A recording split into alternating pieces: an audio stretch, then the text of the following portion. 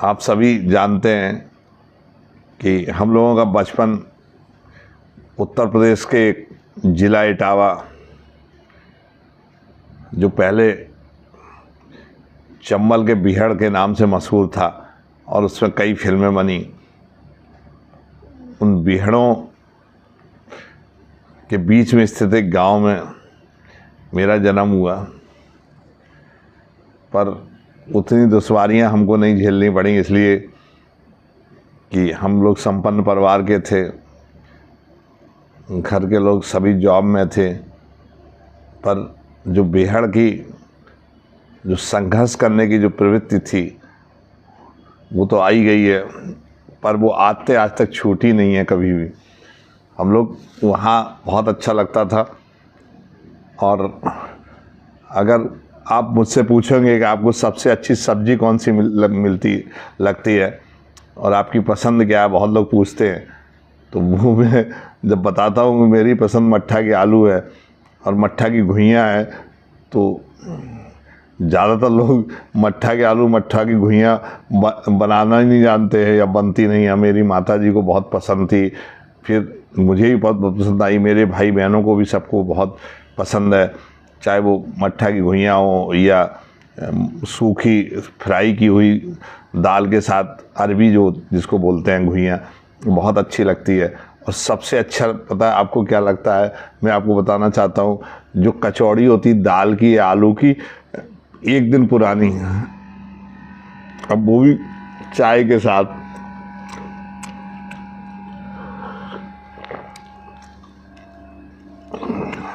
बहुत लोग आलोचना करते हैं, पर बीहड़ का जो व्यक्ति होता है वो आलोचनाओं से कभी डरता नहीं है। और हम लोग तो ये मान के चलते हैं कि अगर हम 50% लोगों के दिल में हैं और 50% लोगों के दिमाग में है, तो हम 100% स्थापित हो गए देश में। तो कुछ इसको चाहे कुछ कह दीजिए कि परंपरा कह दीजिए, इतने साल हमको गांव छोड़े हो गए हैं।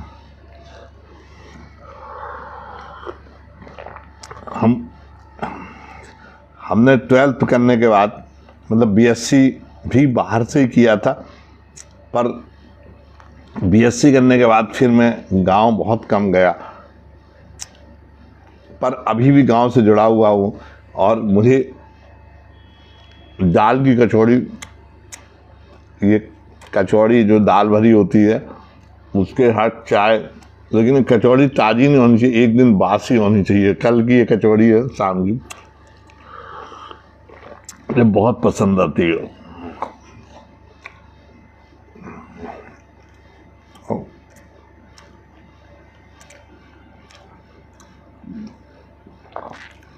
बहुत लोग कमेंट में लिखते हैं कि आपकी पर्सनैलिटी को ये सब खाना पीना सूट नहीं करता, लेकिन मुझे पसंद रहता है कि मेरी हर जिंदगी के हर पहलू से जो भी मेरे चाहने वाले, मेरे प्रशंसक, मेरे फॉलोअर्स, मेरे दोस्त, इसी सोशल मीडिया से, कितने ऐसे लोग हैं जो इसी सोशल मीडिया से मिले थे पर आज वो कोई रिश्तेदार हो गए, कोई पारिवारिक दोस्त हो गए, फैमिली फ्रेंड हो गए। तो मैं इसको बुरा नहीं मानता हूँ। अभी कमेंट में बहुत लोग लिखेंगे तो आपकी पर्सनैलिटी को शोभा नहीं देता, लेकिन मैं कभी पद प्रतिष्ठा का बिल्कुल, मुझे ना कोई गुरूर है और न मैं इसको कोई प्राथमिकता देता हूँ। जिसको जो लिखना हो लिखता रहे।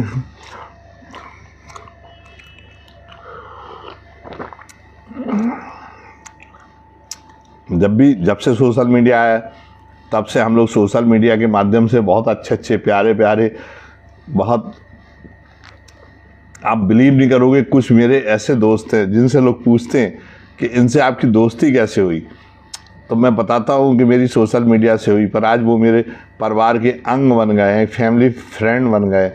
और राशन कार्ड में भले ही हम उनके राशन कार्ड में नाम दर्ज नहीं करा पाए हैं, पर उनके दिल के आधार कार्ड में मेरा नाम जरूर दर्ज है। तो कहते हैं कि रास्ते में रिश्ते बनते हैं और रिश्ते में रास्ते बनते हैं। आप अपनी मस्ती में जिए, वो 4 लोग क्या कहेंगे उनको छोड़ दीजिए। वो 4 लोग आज तक मिले ही नहीं मुझे जो हमेशा से कहते थे कि अगर तुम ये पहनोगे तो 4 लोग क्या कहेंगे।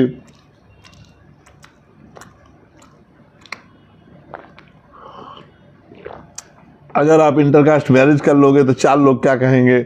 गांव में हमेशा यही सुनने को मिलता था, लेकिन वो मुझे 4 लोग कभी नहीं मिले जो क्या कहेंगे। अगर वो मिल जाते तो मैं अब तो उनको जी भर के कूटता उनकी वजह से संसार में आधे लोगों की तो जिंदगी खराब हो गई कि वो 4 लोग क्या कहेंगे।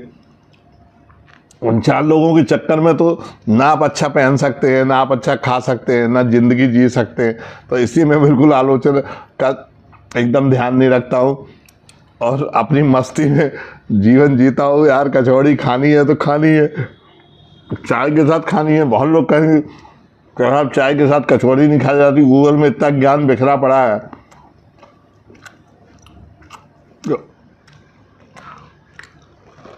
बचपन में भी खाते थे, बाद में भी खाते और आज भी खा रहा हूँ।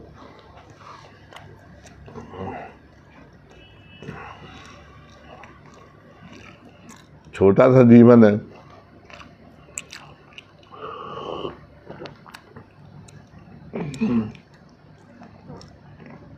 आप किस पद पर हैं, क्या स्टेटस है, ये कोई वैल्यू थोड़ी रखता। आप कितने लोगों के दिल में हैं। बहुत लोग मुझे कहते हैं नहीं सर आप बहुत मस्ती में रहते हैं, बहुत अच्छा है। बहुत लोग कहते हैं अरे आपके पद को नहीं सूट करता है, आपकी पर्सनैलिटी को सूट नहीं करता है। तो लोग हैं कहते हैं तो कहने दो, कहने वाले कहते ही रहेंगे। जो आपको अच्छा लगता है आप करिए, जो चीज़ें खराब है उनको मत करिए। शराब पीना खराब है तो मैं शराब नहीं पीता हूँ, सिगरेट पीना खराब है सिगरेट नहीं पीता हूँ, पान से दांत खराब हो जाते हैं सुरती से तो मैं नहीं खाता हूँ, पर कचौड़ी तो खा ही सकता हूँ यार। अजब सिंह भैया गुड मॉर्निंग।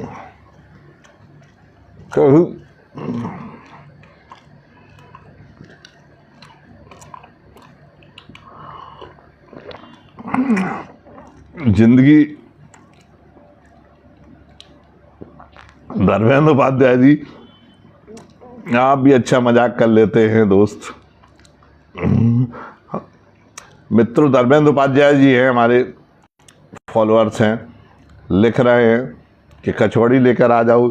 आज तक लाइफ में कचौड़ी घर की किसी ने नहीं खिलाई। हाँ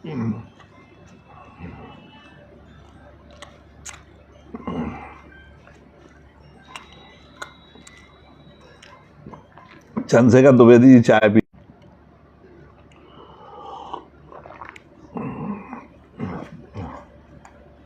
और पहले कचौड़ी खत्म हो जाए जब चाय खत्म हो। अगर पहले चाय खत्म हो गई तो फिर मैं कचौड़ी खाना बंद कर देता हूँ, फिर वो नहीं पड़ी जाती है। थैंक यू धर्मेंद्र भाई, आपकी कचौड़ी जिस दिन खाने को मिलेगी हम लोग साथ साथ खाएंगे, लाइव आके खाएंगे, ताकि आपके अलावा और भी लोग कचौड़ी खाने के लिए आमंत्रित करें और अच्छा लगे। कचौड़ी एक कचौड़ी ही नहीं है, चाय चाय नहीं है। हो सकता है चाय के साथ हम आपसे अपनी कुछ बात कहना चाहते हो, अपना गम बताना चाहते हो, अपने दिल का बोझ हल्का करना चाहते हो, अपने सुख दुख की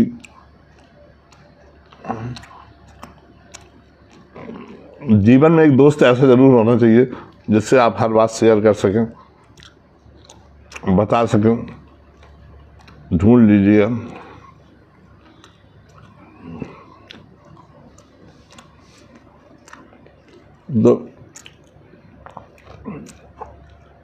जो बचपन की आदत थी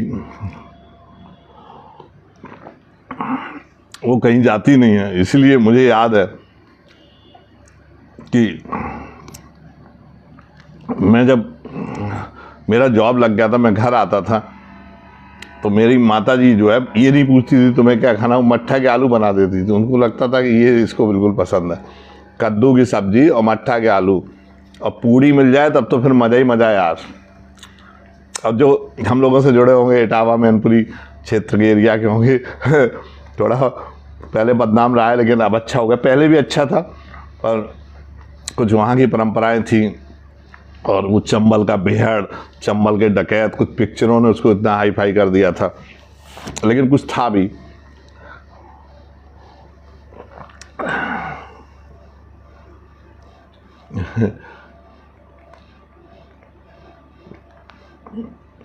जो लोग इनवाइट कर रहे हैं, हमारे एक फॉलोअर्स हैं बायोटेक टू हिम बाटी चोखा के लिए, ये नंबर नहीं भेजते हैं, ना अपने गांव का नाम भेजते हैं, ना जगह का नाम भेजते हैं, बस खाली इनविटेशन भेजते हैं।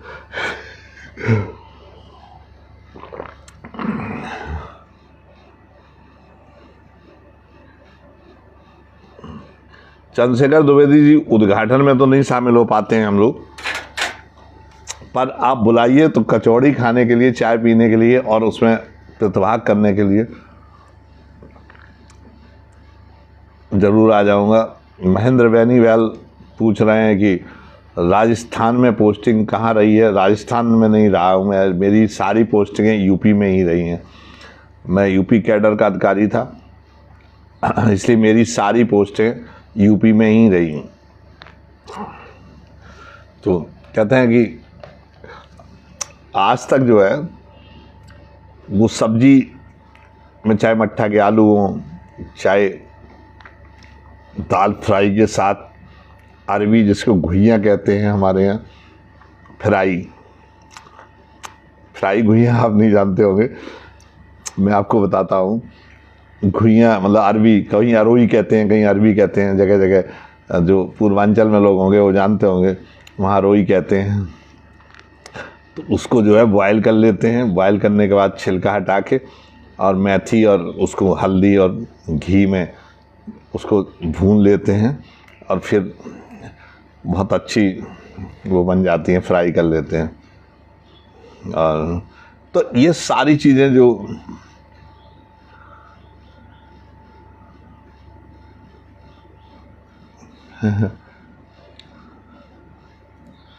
तो नहीं, खाने के शौकीन नहीं हैं मोहम्मद कामिल। हम खाने के, आप भी शौकीन होंगे, खाने के शौकीन तो सभी लोग होते हैं, हर व्यक्ति चाहता है। आप देखिए अब तो गूगल भरा पड़ा है, फला की रसोई, इसकी रसोई, कितना ज्ञान दे रहा। मतलब हम लोग अपनी ज़मीन से जुड़े हुए हैं। मेरा कहने का मतलब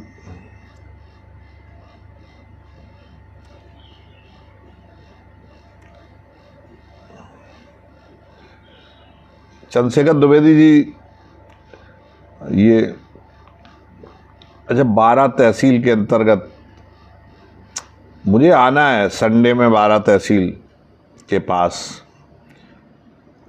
तो मैं सैटरडे संडे में आऊँगा। आप अपना नंबर भेज दीजिएगा तो मैं आपसे मुलाकात कर लूँगा। तो मेरा जो कहना था वो कि व्यक्ति अपने जो संस्कार है उनको कभी नहीं भूलता, अपने माँ बाप के दिए हुए संस्कार। अपनी कितने साल मुझे हो गए इटावा को छोड़े हुए, पर वो मट्ठा के आलू की तड़प आज भी बाकी कहीं भी मिल जाता है तो मैं ये कहता हूँ यार मट्ठा के आलू बनवाओ, या मट्ठा की घुइयाँ, एक ही मट्ठा और मट्ठा की घुइयाँ। और अगर कभी ये होता सूखी सब्जी में क्या खाना है तो मैं कहता हूँ कि जो है बस कहीं कहीं ये होता है, जैसे अब कई जगह पूर्वांचल में लोगों को शाम को दाल, मुझे शाम को दाल चाहे कितनी भी अच्छी हो लेकिन मैं नहीं खा सकता हूँ। आज तक कितने साल मुझे पूर्वांचल में हो गई है पोस्टिंग हुए मैं करीब 15 साल से पूर्वांचल के गोरखपुर, महाराजगंज और बनारस में मतलब सारे कल्चर से जो है वहाँ की एक एक रग रग से जो है वाकिफ़ हो गया, पर शाम को दाल खाना नहीं सीख पाया, दाल के साथ कद्दू खाना नहीं सीख पाया। मुझे तो मट्ठा के आलू के साथ ही कद्दू अच्छा लगता है, तो ये पसंद होती है नहीं। वो कविता है, आज भी मुझे बहुत सारे कवि हुए हैं, लेकिन आज भी मुझे वो इटावा के जो कवि थे वो उनकी एक कविता थी। और मुझे चंद्रशेखर द्विवेदी मैसेंजर में भेज देना, इसमें बहुत सारे वो आ जाते हैं तो फिर वो। और तो ह्यूम जी जो है आप भी नंबर भेज दीजिएगा, मढ़ियाऊँ होते हुए निकलेंगे तो उधर से आपसे मुलाकात कर लेंगे। और ब्रह्मदत्त त्रिपाठी जी जो है आप भेज दीजिएगा। मैं 3 दिन करीब जो है फ्राइडे सैटरडे संडे प्रयागराज में रहूँगा। आप अपना नंबर भेजिए, मैं आपसे आपकी बार ज़रूर मुलाकात करूँगा। और रागिनी जी आपको वेरी गुड मॉर्निंग, बिमला सरावा जी गुड मॉर्निंग। तो जो हमारे जो गांव की चीज़ें हैं वो कभी आज तक नहीं छूटी हैं। तो मैं कहना चाहता था कि वो कविता थी, मुझे इतने कवि मिले, मैंने कुमार विश्वास जी के साथ मंच भी शेयर किया है। मैं भी छोटी छोटी कविताएं फेसबुक पे डालता रहता हूँ, लिखता रहता हूँ, कई अखबारों में छपती रहती हैं। और धर्मेंद्र उपाध्याय जी, आगरा में आता हूँ, आप बुलाइए तो फिर आता हूँ स्पेशली। रागिनी सिंह जी, बहन रागिनी सिंह को बहुत बहुत सुबह का नमस्कार, धन्यवाद। रागिनी सिंह हमेशा जब भी लाइव आता हूँ ये अपनी उपस्थिति दर्ज करा देती हैं। मेरी छोटी बहन रागिनी सिंह, बहुत बहुत आपको धन्यवाद। तो छोटी छोटी चीज़ें बचपन की जब याद आती हैं तो वो कविता भी याद आ जाती है कि जो वहाँ का जो मेन सब्जी थी, जो मट्ठा के आलू, चाय के साथ दाल भरी कचौड़ी और ये सब चीज़ें, उसके साथ जो वहाँ की कविता थी, जो एक कवि कहते थे, वो मुझे आज भी याद है कि बचपन में थी चड्डी ढीली। आप सुनिए थोड़ा सा, इटावा की, बहुत लोग इसमें इटावा के जुड़े हुए नहीं भी हैं, तो मैं चूँकि मेरी जन्मभूमि इटावा रही है, मेरी कर्मभूमि प्रयागराज जो इलाहाबाद के नाम से जाना जाता था, उसी यूनिवर्सिटी विश्वविद्यालय में मैंने पढ़ा, लॉ की डिग्री ली वहाँ से। लेकिन इसके अलावा मैंने जैसे आगरा से मैं एमफिल करने चला गया था इलाहाबाद से ही, और आगरा से मैंने जो भीमराव अम्बेडकर यूनिवर्सिटी आगरा है उसके कैंपस से, आगरा यूनिवर्सिटी के कैंपस से मैंने एमफिल किया, और कानपुर के क्राइस्ट चर्च से मैंने पीजी किया था। तो उत्तम सिंह जी नमस्कार। तो वो मुझे आज भी कविता में जो आपको शेयर कर रहा हूँ, जो वहाँ एक कवि सुनाते थे कि बचपन में थी चड्डी ढीली, इटावा की विशुद्ध, मतलब एकदम एक्चुअली हकीकत मैं बता रहा हूँ कि आप दुनिया के किसी कोने में चले जाओ, अगर इटावा का रहने वाला कोई व्यक्ति है तो उसे कोई पनीर हांडी, पनीर प्याजा, पनीर 2 प्याजा, मसाला पनीर, कुछ भी अच्छा नहीं लगेगा। अगर उससे पूछोगे तो उसे सबसे अच्छा लगेगा मट्ठा के आलू। तो इसी तरह अगर वहाँ जो है कोई खेल अगर होता है, आप सभी लोगों ने जानते होंगे कि वहाँ सबसे प्रिय गेम कौन सा है। आप शायद विश्वास नहीं करेंगे, सबसे प्रिय गेम है वहाँ कबड्डी। आरती जी गुड मॉर्निंग। रागिनी सिंह जी जो है, बहन रागिनी सिंह जी है लिख रही है कि आपकी बातें मुझे बहुत प्रभावित करती हैं। रागिनी सिंह जी, आप मेरी छोटी बहन की तरह हैं। मैं आपके भले ही परिवार का अंग नहीं हूँ, लेकिन फिर भी जुड़ा हुआ हूँ आपसे लगातार। मेरी कोई बात नहीं हुई है आज तक इनसे, और मैं बहुत ज़्यादा जानता भी नहीं, लेकिन जब भी मैं अपना फेसबुक पेज खोलता हूँ तो रागिनी सिंह जी हर समय मुझे प्रोत्साहित करती रहती हैं। मेरी छोटी छोटी कविताओं को जो है बहुत लाइक करती हैं। बहन रागिनी सिंह को बहुत बहुत दिल से बधाई। शैलेंद्र सिंह जी बिंद्रावन में जॉब करते हैं, पर बिंद्रावन कभी बुलाते नहीं हैं, कान्हा की नगरी में आ जाइए। तो वो इटावा की कविता जो है, मेरी इच्छा थी कि बहुत दिन से आपको सुनाऊं, और कल अचानक किसी से बात करते करते मुझे वो कविता, मैंने उनको सुनाना शुरू कर दिया तो मुझे याद आ गया, तो मैं वो आपको शेयर कर रहा हूँ कि बचपन में थी चड्डी ढीली। जो हम लोग वहाँ का जो प्री गेम है वो है कबड्डी। तो कबड्डी जब खेलते थे तो देहात में एक्चुअली बहुत जल्दी कपड़े नहीं बदलते हैं, तो उसकी इलास्टिक जो है ढीली हो जाती थी। तो उसमें कहते थे बचपन में थी चड्डी ढीली, चड्डी पकड़ कबड्डी खेली। तो जब हम लोग कबड्डी खेलते थे, जो वहाँ का प्री गेम है, तो चड्डी पकड़ लेते थे कि लोग चड्डी को अगर खींच ले गए तो हम हार जाएंगे। तो इसलिए उसमें कविता थी कि बचपन में थी चड्डी ढीली, चड्डी पकड़ कबड्डी खेली, सब हमको हम चड्डी पकड़े। मतलब कबड्डी आप जानते ही होंगे, जो नहीं जानते उनको मैं बताना चाहता हूँ कि 2 टीमें बनती हैं। एक टीम का एक सदस्य जाता है और वो दूसरे को जो है उसको अगर पकड़ लीजिए, और पकड़ने के बाद जो है वो फिर कोशिश करता है कि वो लाइन को टच कर दे, और लाइन को टच हो जाता है तो उसको मार्क्स मिल जाता है। तो ये कबड्डी का गेम आप सब जानते होंगे। तो बचपन में थी चड्डी ढीली, चड्डी पकड़ कबड्डी खेली, सब हमको हम चड्डी पकड़े।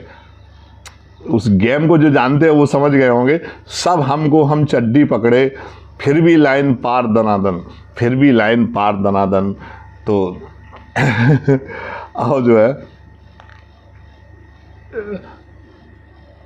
उसमें अगर किसी को आप पकड़ रहे हैं, जो खिलाड़ी आता है और वो जो है कबड्डी कबड्डी कबड्डी कबड्डी कबड्डी कबड्डी कबड्डी कबड्डी कबड्डी बोलता रहता है, उसको लोग पकड़ते हैं और वो सबको ले जाके लाइन में अगर टच हो जाता तो वो टीम जो है उसको मार्क्स मिल जाता है।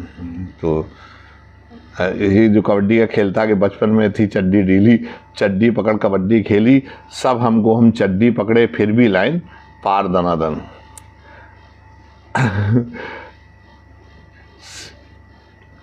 शिक्षा की नहीं बिल्कुल इच्छा, शिक्षा की नहीं थी बिल्कुल इच्छा, मतलब पढ़ने में मन नहीं लगता था। शिक्षा की भी नहीं थी बिल्कुल इच्छा, लेकिन बारंबार परीक्षा देते थे। शिक्षा की नहीं थी बिल्कुल इच्छा, लेकिन बारंबार देते रहे परीक्षा और 0 नंबर पाते रहे दनादन, फिर भी लाइन पार दनादन। अब जब 10 बार हाई स्कूल में फेल हो गए, ये वहाँ के एक युवक की कहानी, एक व्यंग है। तो फिर माता पिता ने एक दुकान खुलवा दी। तो आगे कवि लिख रहा है कि बिजनेस भी बर्बाद कर दिया। पहले तो ये हुआ कि पढ़ लिख के लड़का पुलिस में भर्ती हो जाएगा, पर जब हाई स्कूल में 10 बार फेल हो गए तो सब चीज़ें ख़त्म हो गई। तो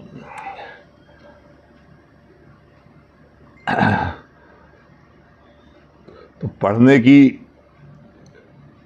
नहीं थी बिल्कुल इच्छा, फिर भी बारंबार देते रहे परीक्षा और 0 नंबर पाते रहे दनादन, फिर भी लाइन पार दनादन। अब क्यों फेल होते रहे इसका भी विवरण मैं इसमें आपको छोटे से मुक्तक में बताता हूँ कि कक्षा में थी टीचर सुंदर, कक्षा में थी टीचर सुंदर, फेल क्यों होते रहे सुनिएगा। कक्षा में थी टीचर सुंदर, घर में पापा मारे जूते, जूते क्यों मार रहे थे ये भी आप समझ जाइए, समझाने की जरूरत नहीं है। कक्षा में थी टीचर सुंदर, घर में पापा मारे जूते, बड़े निठल्ले साढ़ हो गए खाकर मार दनादन, फिर भी लाइन पार दनादन। अब जब हाई स्कूल में 10 बार फेल हुए तो पापा ने एक दुकान खुलवा दी। अब दुकान की कहानी सुना रहा हूँ आपको। बिजनेस भी बर्बाद कर दिया, बिजनेस भी बर्बाद कर दिया, आती जाती कन्याओं की छोटी छोटी मुस्कानों पर देते रहे उधार दनादन, फिर भी लाइन पार दनादन। जो इटावा के होंगे वो समझ रहे होंगे।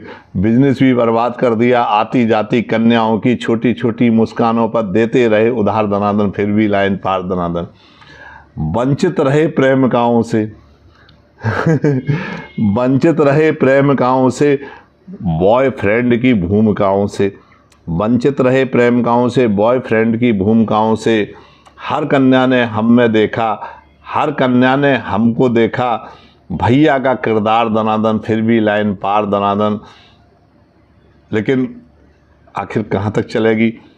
आप भले ही प्रेमिकाओं की भूमिकाओं से वंचित रहे होंगे, बॉयफ्रेंड की भूमिकाओं से आप वंचित रहे, वंचित रहे प्रेमिकाओं से, बॉयफ्रेंड की भूमिकाओं से। हर कन्या ने हम में देखा, भैया का किरदार दनादन। लेकिन भाई सृष्टि है तो शादी तो होनी है।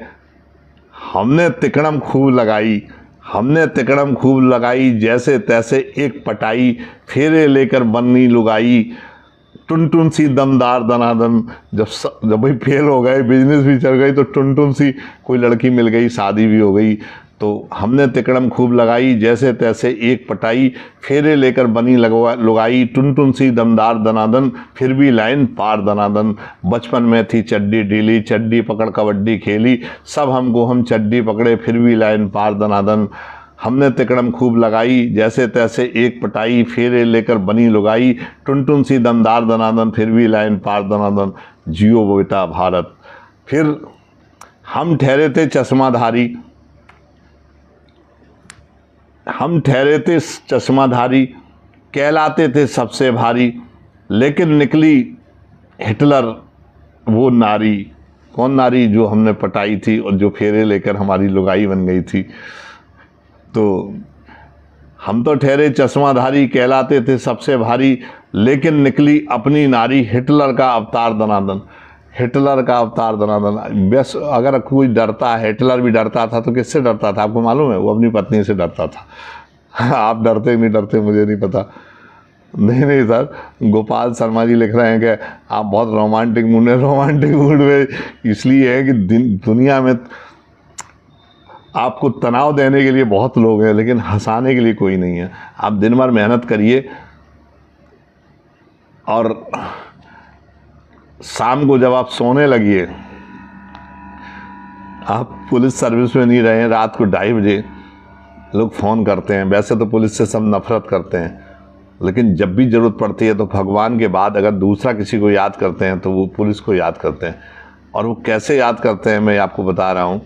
जब 2:30 बजे फ़ोन आता है तो मुझसे फ़ोन करने वाला कहता है कि भैया सो तो नहीं रहे थे? तो मैं कहता हूँ नहीं भैया, सो नहीं रहा था, मछली मार रहा था। तो इसलिए अनिल चतुर्वेदी जी लिख रहे हैं, मेरे फॉलोअर्स, दिल एक आईना है, यहाँ हर कुछ छिपाना पड़ता है। मैं कुछ छिपाता नहीं हूँ, जो भी है खुली किताब है। आपको जो लिखना हो उस पर लिख दीजिएगा, पन्ना खाली है, कुछ भी लिख दीजिएगा, मुझे स्वीकार है। मैं कभी कोई चीज़ छुपाता नहीं हूँ, इसलिए कि मेरे माता पिता ने मुझे संस्कार दिए हैं, मैं संस्कारों से कभी भटकता नहीं हूँ। मैंने जीवन में जाना है किसी से कि आप कुछ नहीं करिए, आप कहीं भी जो है मेहनत से, ईमानदारी से आप रहेंगे, आप हमेशा खुश रहेंगे। ईश्वर आपके साथ रहता है।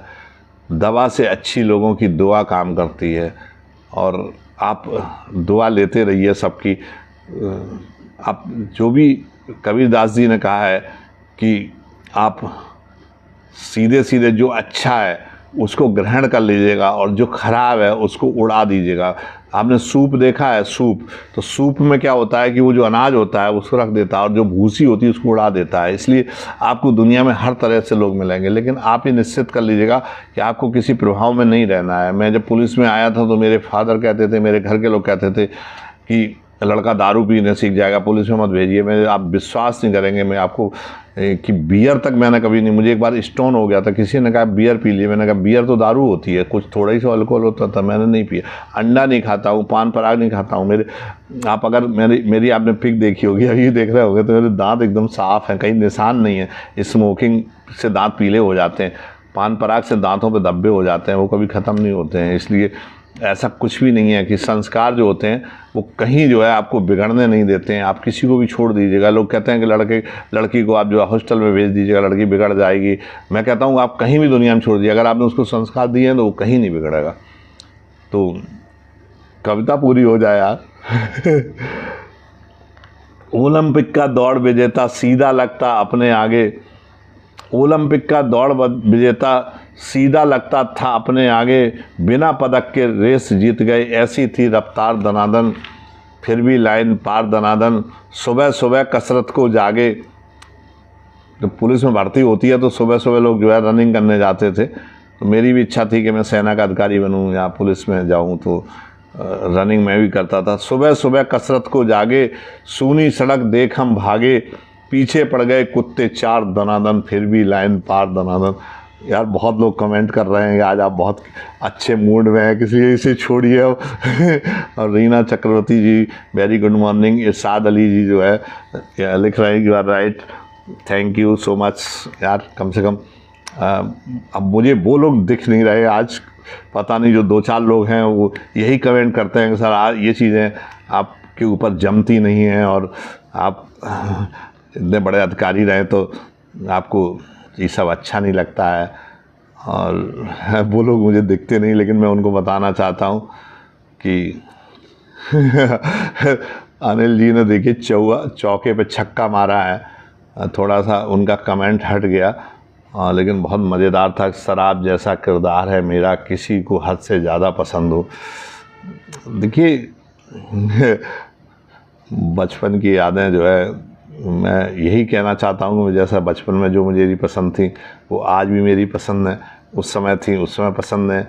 मैं पुलिस में आया तब भी वैसा हूँ। इसके पहले मैंने कुछ साल डिग्री कॉलेज में टीचिंग किया था, एमफिल करने के बाद मैं तब भी वैसा ही था। मैं शिक्षा में आ जाता तब भी वैसा ही रहता।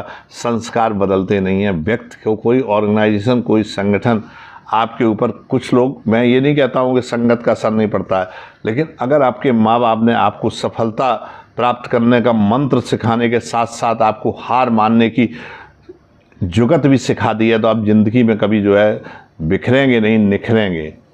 तो आप कभी, जब भी आप असफलताओं से कभी घबराना नहीं, क्योंकि सफलता जो है वो कोई आखिरी मंजिल नहीं होती है, और असफलता जो है वो कोई आखिरी मंजिल नहीं होती है। सफलता कोई बहुत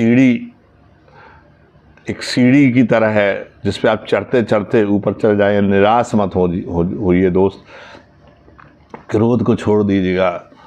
विपत्तियां जो जीवन में आती हैं, वो विपत्तियां चाय में जो है, जैसे अभी चाय पी रहा था तो उसमें मलाई जम गई थी, तो मैंने क्या किया, उंगली ली और मलाई को मैंने उसके जो है जो कप था, कप के सीने पर लगा दी, चिपका दिया कप के कोने पर, और चाय का मज़ा लिया। ज़िंदगी भी इसी तरह से, परेशानियां आएंगी।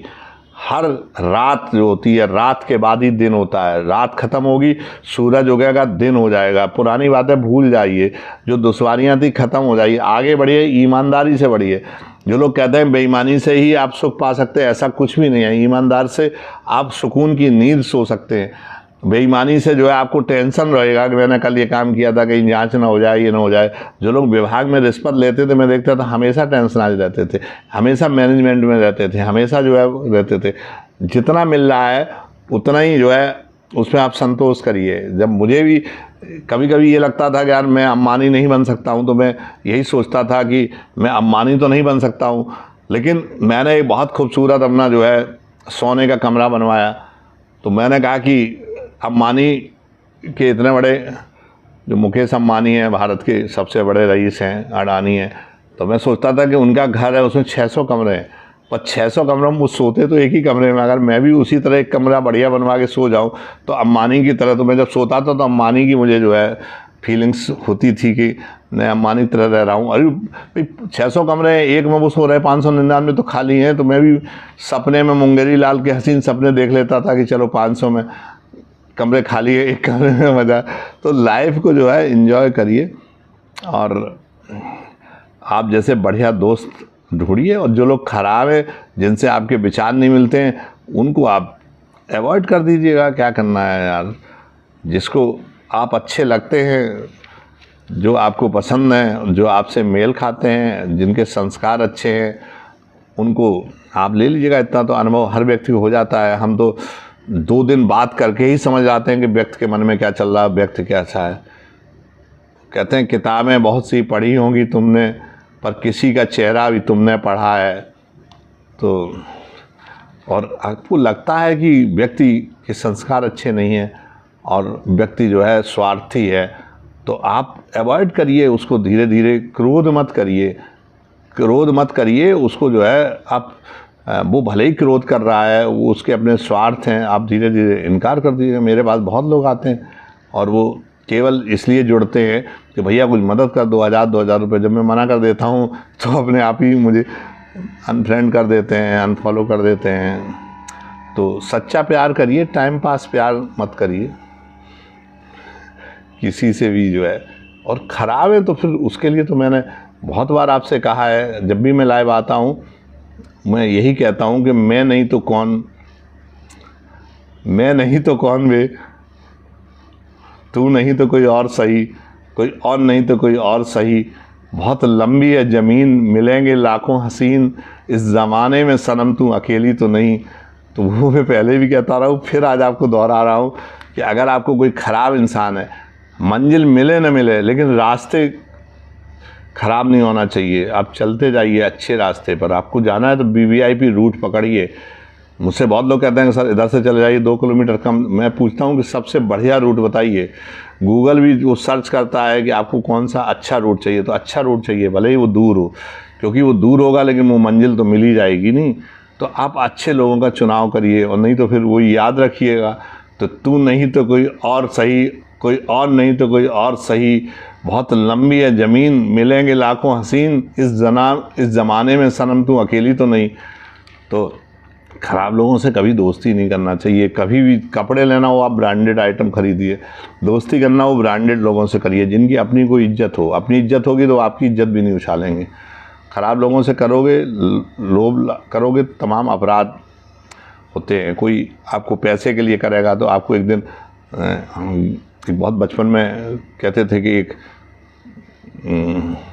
लोग थे, उनको एक भगवान ने मुर्गी दे दी, कही रोज़ एक सोने का अंडा देगी, उन्होंने उसके मुर्गी का पेट फाड़ दिया।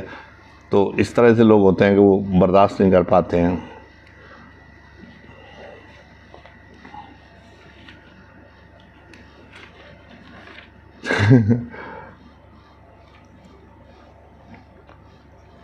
क्योंकि कहते हैं कि अगर आप सफल हो गए तो लोग कहेंगे कि उसका भाग्य अच्छा था, और अगर आप असफल हो गए तो आपके अंदर तमाम लोग कमियां निकालेंगे। आप दिन भर मेहनत करिए, कोई शाम को ये कहने नहीं आएगा कि बेटा आज तुमने बहुत मेहनत कर ली, आज जनता का आपने बहुत भला कर लिया, तो आप सो जाइए। सोने के लिए कहने कोई नहीं आएगा। तो अगर आप कुछ बन गए तो सही है, अगर न भी बन पाए तो सोच लेना कि भगवान ने आपका जन्म इसलिए नहीं दिया था कि आप ये बने, उन्होंने और कुछ बेहतर बनाने के लिए आपको जन्म दिया था। तो अपने शौक़ पूरा करिए और मानसिक दृढ़ता रखिएगा, फोकस करिए अपने एम पर। और अगर आप डॉक्टर इंजीनियर नहीं बन सके तो आप समझ लिए मेरा जन्म कुछ और बनने के लिए हुआ था। ज़िंदगी के हमेशा दो प्लान रखना चाहिए। एक प्लान ए जो माता पिता की महत्वाकांक्षा, उनके सपने, और प्लान बी जो आपकी इच्छा, जो आपके सपने हैं। क्योंकि दुनिया में सभी लोग engineer, doctor, IAS, PPS, IPS नहीं बन सकते हैं। तो ये डॉक्टर इंजीनियर बनना एक सोपान, एक सीढ़ी है, मंजिल नहीं है। तो अपने शौक़ को गिरने नहीं दीजिएगा, अपनी हंसी को गायब नहीं होने दीजिएगा।